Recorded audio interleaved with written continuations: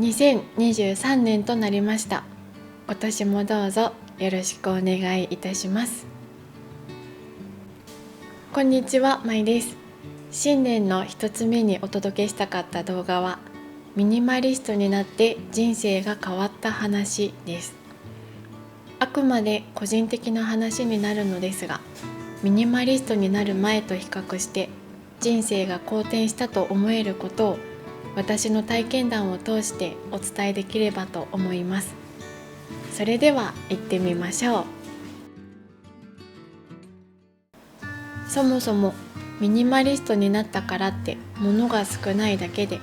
人生が変わったなんて大げさだなと思わせてしまったかもしれません。この YouTube はミニマリストになってから始めたものなので、その前の私の生活を動画ではお伝えしたことがなかったのですが、今振り返ると詳しくは言えないぐらいひどい生活をしていました。10年勤めた病院勤務は辛いことばかりだったのですが、その中でもやりがいというものを感じながら働くことができて、それ自体は幸せなことでした。でもその反動と言い訳させていただきますが、私生活をおろそかにしすぎて人様にお見せできないような生活を送っていました。掃除洗濯は毎日したい、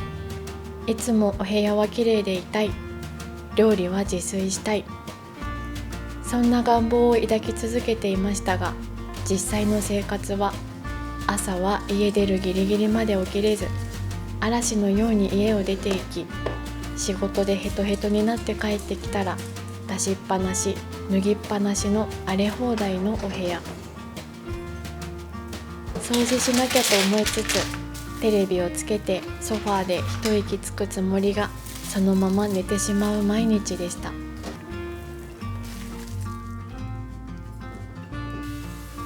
休みの日でも疲れが取りきれず、いくら寝ても寝足りない気がして体がだるいなと感じていました。休みの日はできるだけ寝たい、好きなことだけしたいという思いも強く、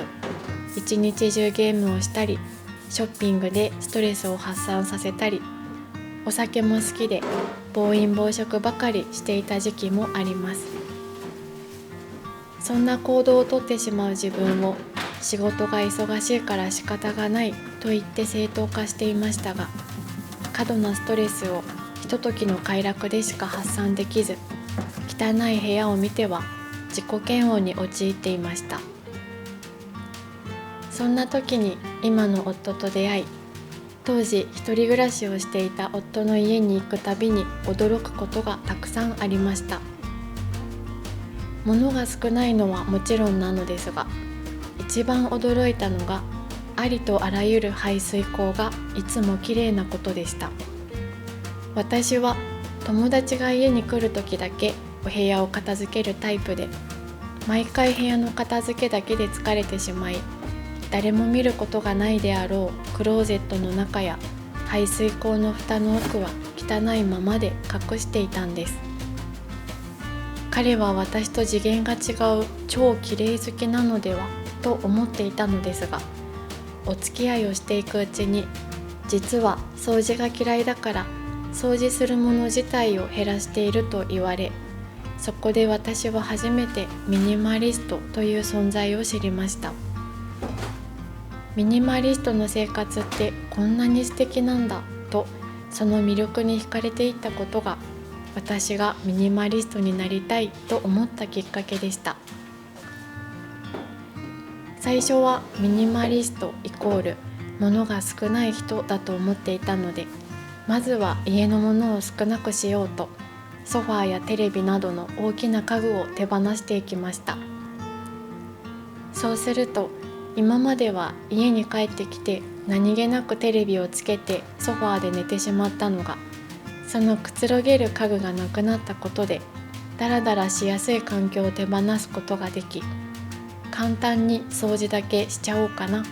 先にお風呂に入ってきちゃおうかなと、家に帰ってきてからの行動に変化が出てきたことを実感しました。大きな家具を手放したことで部屋がすっきり見えて広く感じ、掃除の手間も格段に減ったことを実感できて、とても気分が爽快だったことを今でも覚えています。今までは掃除も時間をかけて丁寧に完璧にやらなければいけないと思い込んでいたのですが、物が少ないとちゃちゃっと片付くようになりました。あれもやらなきゃ、これもやらなきゃといつも何かに追われている気がしていて、忙しいと感じていたのですが、あれもこれもやらなきゃという状況を作っていたのは自分自身だったんだということに、物を手放したことで気がつくことができました。そこから自分のやりたくないことをできるだけ減らすにはどうすればいいかを考えるようになり、小さな手間でも省ける手段はないか考え続けた結果が今の生活です。この考え方は家事以外でも大きな変化をもたらしてくれました。30代に突入しても収入額イコール出費で貯金ができなかった私は、自分が働けなくなったらどうしよう、老後はどうなってしまうのだろうかと漠然としたものすごく大きな不安を抱えて生活していました。老後のために一人でマンションを買おうとして友人に本気で止められたこともあります。お金に対して不安を持ちつつも、身の丈に合わない車を見栄で購入してしまい、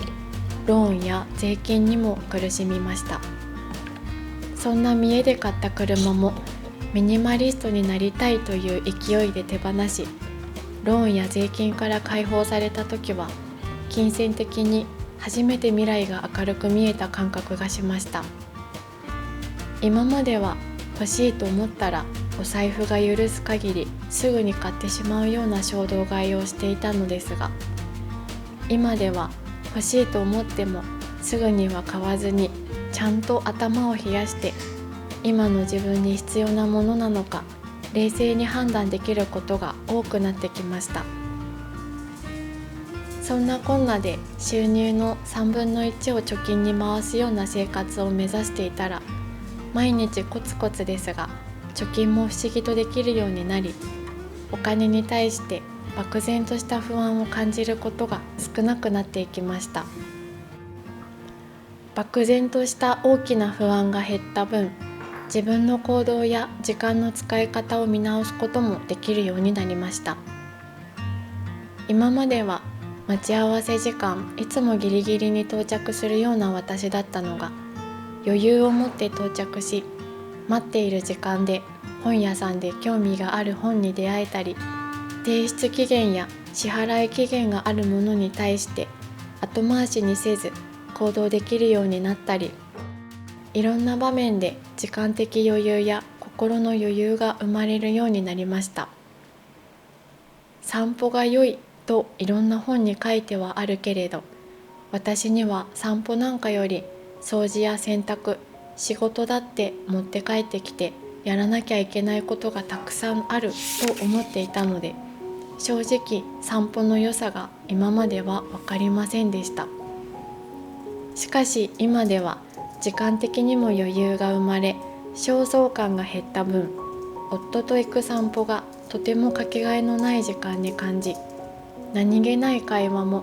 心の底から楽しく幸せだなと思えるようになっていました。この心の変化が何よりも私にとってミニマリストになって人生が変わったと言える点です。不要なものやことを手放していく過程で、自分にとって本当に大切にしたいものが何なのかが見えてきた気がします。今まではやりたいことがあっても忙しい、お金がないといろいろ言い訳をし、後回しにして挑戦できなかったことがたくさんあります。ですがミニマリストになって時間と心の余裕ができたので、今はこうして看護師として働きながら YouTube 動画やラジオ配信も続けることができています。不要なものやことを手放せたおかげで生活にゆとりができ、今まで何回も挫折し続けた朝活やヨガ、筋トレもやっと生活の一部に取り入れることができました。ミニマリストという生活スタイルが万人受けするとは思っていません。しかし私にとってミニマリストは生活の基盤が整い、やりたいことに挑戦できるようになり、自分の大切にしたいことに気づけた大きなきっかけとなりました。私たちの作る YouTube 動画が皆さんに見てもらえたり、温かいコメントをいただけることが今の私の何よりのやりがいになっています。今年も少しずつパワーアップしながら動画作りに励んでいきますので、楽しみにしてくださると嬉しいです。最後までご視聴いただきありがとうございました。また次の動画でお会いしましょう。